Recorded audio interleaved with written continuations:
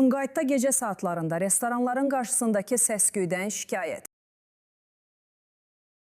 Sumqayıt şəhərinin Heydər Əliyev prospekti 2-ci mikrorayon ərazisində yaşayan vətəndaş gecə saatlarında restoranların ətrafında yaranan səs-küydən narazıdır. Sumqayıt.tv-yə müraciət edən şəxs bildirir ki, problem uzun müddətdir davam edir və xüsusilə futbol maçlarının keçirildiyi günlərdə daha qabarıq hiss olunur. Onun sözlərinə görə, nömrə 1 pub ətrafında gecə saatlarında müştərilərin yüksək səslə danışması, qışqırması və bəzən mübahisələrin yaranması ərazidə yaşayanların istirahətinə mane olur. Müraciətdə Ayasofya restoranı ilə bağlı da narazılıq ifadə edilir. Bildirilir ki, kuryerlərin motosikletlərdən istifadə zamanı səs-küy yaratması, eləcə də bəzi şəxslər arasında yüksək səslə mübahisələrin baş verməsi gecə saatlarında narahatlıq yaradır. İddialara əsasən, belə hallar bəzən 1-2 saat davam edir.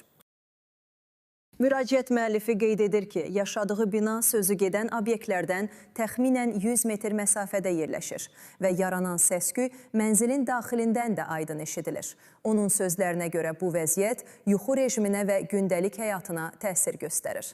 Hər gün səhər saat 5:30-da işə getdiyini bildirən sakin, gecə səs-küy səbəbindən oyandıqdan sonra bir neçə saat yata bilmədiyini deyir. Müraciətdə həmçinin 8 avqust gecəsi saat 01:16 radələrində restoranlardan birinin qarşısında 5-6 nəfərin iştirakı ilə mübahisə baş verdiyi qeyd olunur. Bildirilir ki, insident təxminən yarım saat davam edib.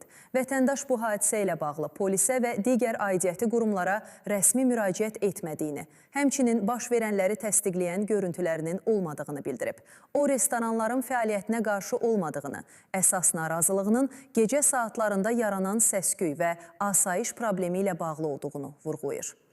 Müraciət müəllifi aidiyyəti qurumlardan məsələyə diqqət yetirilməsini, gecə saatlarında səs-küyün və asayişlə bağlı narahatlıq doğuran halların qarşısının alınmasını xahiş edir. Qeyd edək ki, materialda səsləndirilən məlumatlar anonim müraciətdə yer alan iddialara əsaslanır.